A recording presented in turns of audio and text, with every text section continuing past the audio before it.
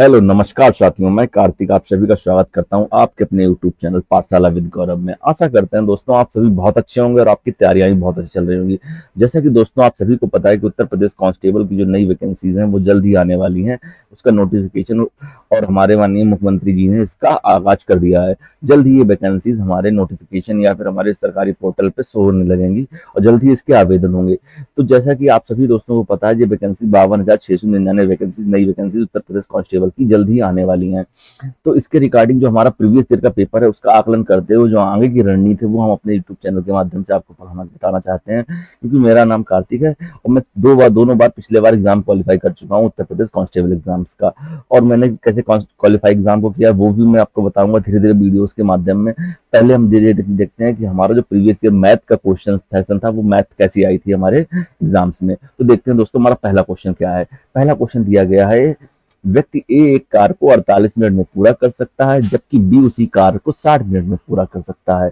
उन्होंने एक साथ कार्य को पूरा करने में कितना समय लगेगा। तो ये इस तरीके का क्वेश्चन है, जैसे कि ए किसी कार्य को कर सकता है 48 मिनट में, कितने मिनट में 48 मिनट में, और बी उसी कार्य को कर सकता है 60 मिनट में। तो जब कभी ऐसा दिया जाए कि दोनों मिलकर कितने दिन में करेंगे तो हम निकालते हैं इन दोनों का क्या एलसीएम। क्या निकालते हैं? एलसीएम निकालते हैं। और एलसीएम निकालने से होता क्या है, एलसीएम वो संख्या हो जाती है कि जो हमारा टोटल कार्य होता है, कुल कार्य निकलता है एलसीएम निकालने से। तो सबसे पहले हम यहाँ पे क्या करेंगे, ये 48 का एलसीएम निकालने के लिए, तो 48 क्या होता है 12 इंटू 4 12 48 जो होता है 12 इंटू 5 12 5 60। तो देखें दोनों में कॉमन क्या है, 12 कॉमन है। जो कॉमन नहीं है उनको एक साथ लिख देते हैं तो हमारा एलसीएम वही हो जाता है 5 इंटू 4। तो इनको हम करेंगे 12 5 60 और 6 चौक 24 यानी कि 240 हमारा दोस्तों क्या आ जाएगा, एलसीएम आ जाएगा। हमारा क्या आ जाएगा, एलसीएम। तो एलसीएम 240 हो गया। और एलसीएम आने का मतलब होता है 240 ही हमारा टोटल कार्य, कुल कार्य कितना है 240 ही है। तो 48 इसको डिवाइड करेंगे तो कितना आ जाएगा, यहाँ पे आ जाएगा 5 बार जाएगा। और 60 से डिवाइड करेंगे तो ये 4 बार जाएगा। तो यानी कि देखा जाए तो एक मिनट में ये 5 कार्य कर रहा है ए, और बी कर रहा है 4 कार्य। तो दोनों मिलके इस कार्य को पूरा कितने मिनट में कंप्लीट कर लेंगे। जब ये दोनों कर रहे हैं तो इसके लिए होता है कुल कार्य जो होता है हमारा, कुल कार्य बटे होता है कुल क्षमता के, किसके, कुल उनकी क्षमता के। कुल जो क्षमता है उसकी कितनी क्षमता से वो कार्य किया। जैसे कि अगर एक व्यक्ति एक रोटी एक दिन में खाता है तो 30 रोटी कितने दिन में खाएगा, तो इनका मल्टीप्लाई कर देते हैं हमें। तो क्या हो जाएगा, 30 दिन में खा लेगा भाई 30 रोटी। एक रोटी एक दिन में, और 30 ही रोटी दी जाए और बोले 2 रोटी एक दिन में खाता है तो 2 से डिवाइड कर देंगे तो रोटी कितने दिन, 15 दिन में रोटी खत्म हो जाएंगी। इसी तरह कुल कार्य बराबर क्या होता है, उनकी क्षमता हो जाती है। तो यहाँ पे अगर हम इसको रखेंगे तो 240 बटे कितना हो जाएगा, 5 प्लस 4, यानी कि दो हो जाएगा 240 बटे 9। तो अब इसको 9 से 3 से काटेंगे, 3 एक 3 3 त्रिका 9, तीनों अठी 24। तो जो हो जाएगा क्या हो जाएगा, 80 बटे 3 आ जाएगा दोस्तों। अब 3 से काटेंगे, 3 दूनी 6, बचेगा 2 तीचंग 18, और पॉइंट आएगा 2/3। तो यानी कि ये आ गया मिनट में आंसर। बाकी इतना बचेगा सेकंड्स में वो कैलकुलेट करना पड़ेगा। तो हम देखेंगे हमारा ऑप्शन ए में ही दिया गया 26, बाकी किसी में 26 नहीं, तो हमारा ऑप्शन ए इज राइट हो सकता है। सॉरी, ये 26 के साथ हम दोस्तों जा सकते हैं। तो अगर इसको कैलकुलेट करने के लिए अगर मिनट में है तो इसको क्या करना पड़ेगा, सेकंड में कन्वर्ट करना पड़ेगा। सेकंड में कन्वर्ट करने के लिए हम 60 से गुणा कर देंगे यहाँ पे। तो 3 दूनी 6 और 2 दूनी 4 यानी कि 40 सेकंड आ गया। तो यानी कि हमारा जो ऑप्शन है वो बिल्कुल राइट है, 26 मिनट 40 सेकंड ही बिल्कुल राइट ही आंसर हमारा है। कितना, 26 मिनट 40 सेकंड हो जाएगा हमारा बिल्कुल राइट आंसर। इसी तरह से हम क्वेश्चन को सॉल्व करते हैं एग्जाम सॉल्व में बैठ के। देखते हैं दोस्तों अगला क्वेश्चन क्या दिया गया है। अगला क्वेश्चन दिया गया 18 और 27 और एक संख्या कोई एक और है, उसका औसत दिया गया है 30। तो तीसरी संख्या पूछी गई है, मतलब 3 संख्याएं हैं उनका औसत दिया गया है 30 और वो पूछी गई है हमसे क्या, तीसरी संख्या दोस्तों क्या होगी, तीसरी संख्या क्या होगी। तो जब कभी ऐसा क्वेश्चन होता है तो जिसका औसत बराबर क्या होता है दोस्तों, औसत बराबर होता है कुल योग बटे कुल संख्या हो जाएगा दोस्तों। यहाँ पे कुल संख्या, तो हमारा औसत दे दिया गया, तो औसत हमें पता है 30 औसत है हमारा। कुल योग है 18 प्लस 27, एक प्लस संख्या एक है, कोई एक्स मान लेते हैं उसको, और कुल संख्या कितनी है 3 है। तो ये 3 इस साइड जाएगा 30 के पास, तो मल्टीप्लाई में, क्योंकि यहाँ पे अभी डिवाइड में है, भाग में है, तो वहाँ बराबर के उस साइड जाएगा तो गुणे में हो जाएगा। 30 गुणे 3 हो जाएगा दोस्तों, और 18 और 27 जोड़ेंगे तो जो हो जाएगा हमारा, जो हो जाएगा हमारा 45 दोस्तों। 45 प्लस एक्स जो हो जाएगा 90 बराबर 45 प्लस एक्स। जो 45 इधर उठ के आ जाएगा तो 90 माइनस 45 बराबर हो जाएगा एक्स के। एक्स बराबर दोस्तों हो जाएगा 45। तो यानी जो चौथी संख्या है वो क्या है, तीसरी संख्या है वो हमारी क्या है, एक्स 45 है। तो यानी कि 45 बिल्कुल right answer, option C is बिल्कुल सही है। अगर इसको शॉर्ट ट्रिक के माध्यम से देखें दोस्तों कैसे करेंगे, तो जैसे कि एक संख्या दी गई 18 दी गई, दूसरी दी गई 27 और तीसरी संख्या में पता नहीं है। तो देखा जाए कहीं ना कहीं औसत का मतलब होता है सबके पास 30-30 होना चाहिए। औसत का मतलब ये हुआ कि अगर हमने बोल दिया कि औसत 30 है, तो ये 18 है, ये भी 30 है, 27 है, ये भी 30 है और ये भी 30 है, सभी 30-30 है। तभी इनको तीनों को जोड़ेंगे तो 3 3 9 90 आ जाएगा हमारा आंसर। तो अगर देखा जाए तो 18 से 30 कितना कम है, ये 12 कम है दोस्तों, इसके 12 और चाहिए इसको। और जो 27 3 से कितना कम है, ये 3 कम है, इसको 3 और देंगे तब ये 30 हो जाएगा। और ये एक्स तो कुछ है ही नहीं, तो इसका मतलब यहाँ पे क्या है, 30 है, पूरा ही 30 है। तो अगर इन तीनों को हम जोड़ देंगे दोस्तों तो कितना हो जाएगा, 45 हो जाएगा। कितना हो जाएगा दोस्तों, 45 हो जाएगा। इस तरह से भी हम क्वेश्चन को सॉल्व कर सकते थे एग्जाम में इस फॉर्मूले को बिना लगाए। ठीक है दोस्तों, अगर ट्रिक्स के माध्यम से मैं हमारे वीडियो कुछ मैथ देख सीखना है तो हमारे चैनल को सब्सक्राइब करें दोस्तों, और हमारे वीडियो को लाइक करेंगे अगर आपको वीडियो अच्छा लग रहा हो, आपके लिए हेल्पफुल हो वीडियो। देखते हैं दोस्तों अगला क्वेश्चन क्या है। अगला क्वेश्चन दिया गया, रवि और रश्मि एक व्यवसाय को क्रमशः 150 और 200 रुपए निवेश किया, लेकिन कुछ महीने बाद रवि ने पैसा वापस ले लिया। यदि 12 महीने के अंत में 1:2 के अनुपात में रवि और रश्मि के बीच में जो लाभ साझा किया गया है, तो कितने महीने के बाद रवि ने अपना पैसा निकाला। यानी कहने का मतलब ये, कोई व्यक्ति रवि है, एक रश्मि है। तो रवि ने 150 रुपया लगाया व्यापार में और इसने लगाया 200 रुपए। ये रश्मि यहाँ 12 महीने तक रही है, यानी कि जो एक्सपेंड किया है उन्होंने पैसा है, और ये टाइम है, क्या है, टाइम है। और इनका ही जो वो होता है रेशियो, तो यहाँ से बनता है प्रॉफिट का रेशियो क्या दिया गया, 1:2 दिया गया है। यानी कि इसको दो अनुपात में प्रॉफिट मिला है, उसको मिला है कितना, 1 अनुपात में। तो अगर हम देखें तो जो 12 दूनी 24, यानी कि जो 2400 रुपए, 2400 है जो यूनिट की वैल्यू, तो एक यूनिट की वैल्यू क्या हो जाएगी, तो जो हो जाएगी 1200 हो जाएगी दोस्तों। कितनी हो जाएगी, 1200।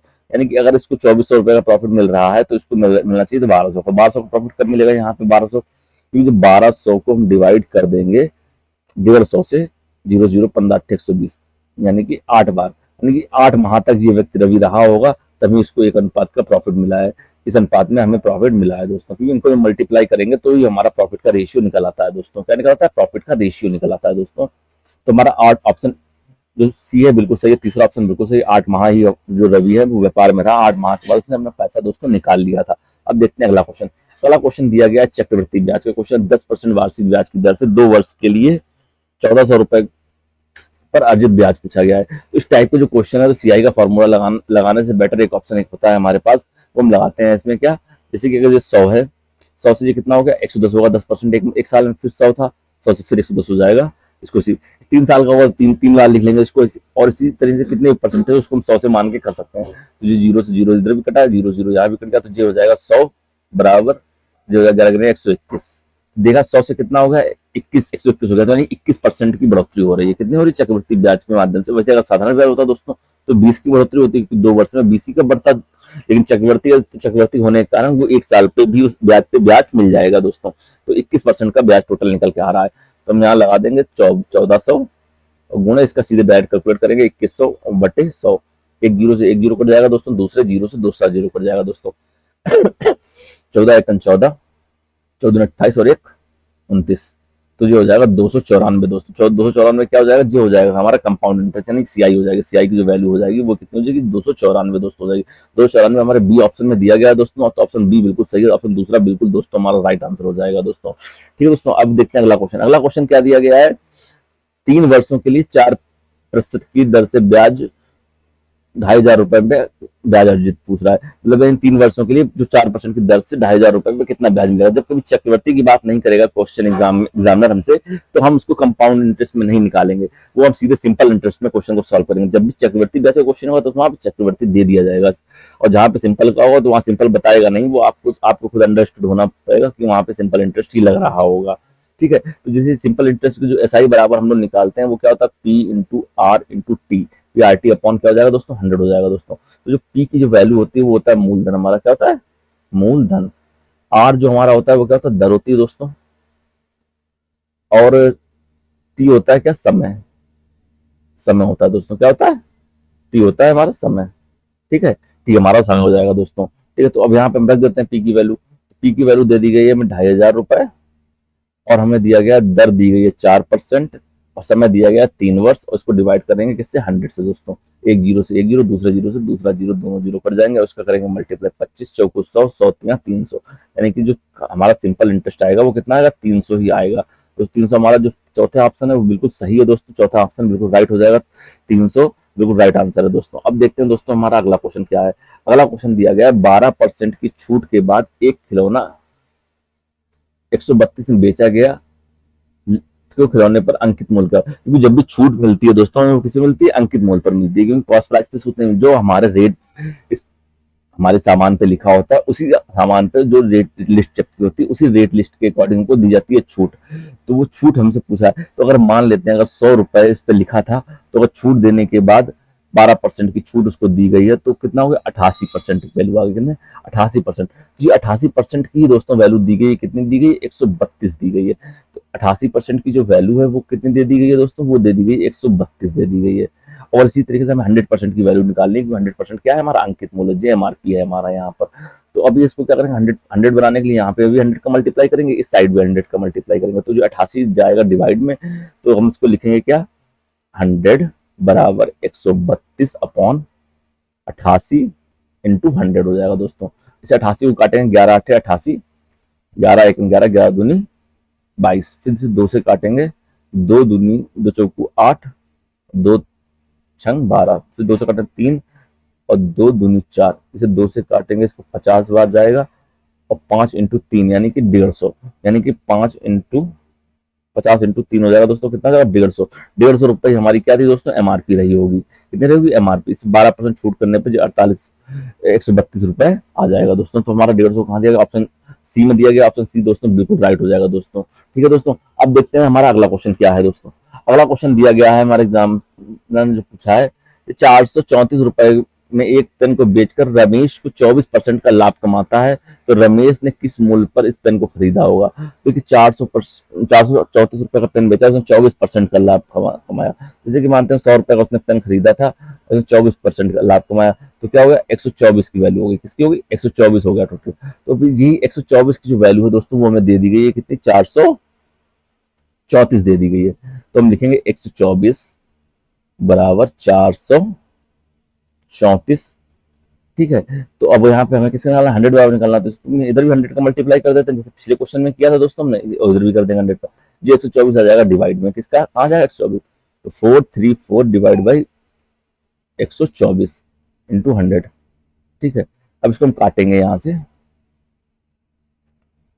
2 दूनी 4, 2 1 1 2, 2 सत्ती 14, इसे काटेंगे 2 छंग 12, 2 दूनी 4, फिर से काटेंगे 2 तिहाई 6 और 2 1 2, 2 पंचे 10, जो 50 हो जाएगा दोस्तों। अब इसे 31 को काटेंगे,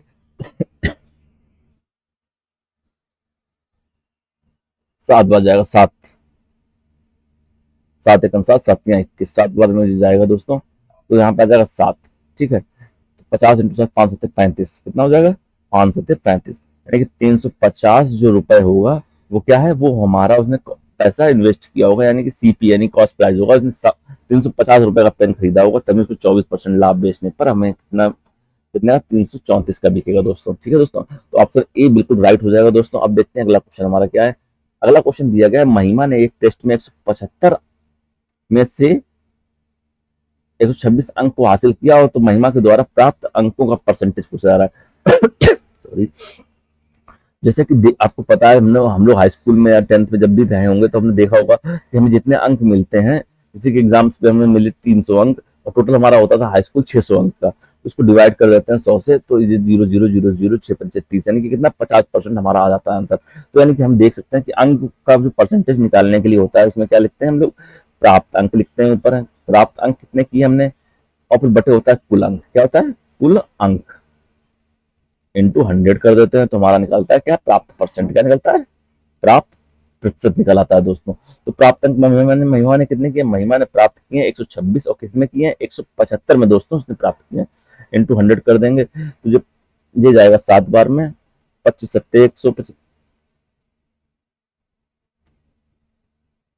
25 अट्ठे 8 बार जाएगा, कितना जाएगा 8 बार जाएगा, 25 अट्ठे 175, नहीं 7 ही बार जाएगा सॉरी, 25 सत्ते 25 150, 25 175 और 25 4 100, 4 बार जाएगा, 7 से काटेंगे 7 1 7, और बचेगा यहाँ पे 5 7 56, और यहाँ 4 हो जाएगा 18 18 चौक हो जाएगा दोस्तों, क्या 72 हो जाएगा दोस्तों। यानी कि महिमा ने कितने प्रतिशत अंक अर्जित किए हैं वो किए हैं 72% अंक अर्जित किए हैं। ऑप्शन जो हो जाएगा बी बिल्कुल राइट हो जाएगा। दोस्तों इस तरह की वीडियोस देखने के लिए हमारे चैनल को सब्सक्राइब जरूर करें और हम मिलते हैं नेक्स्ट वीडियो में। Thank you for watching.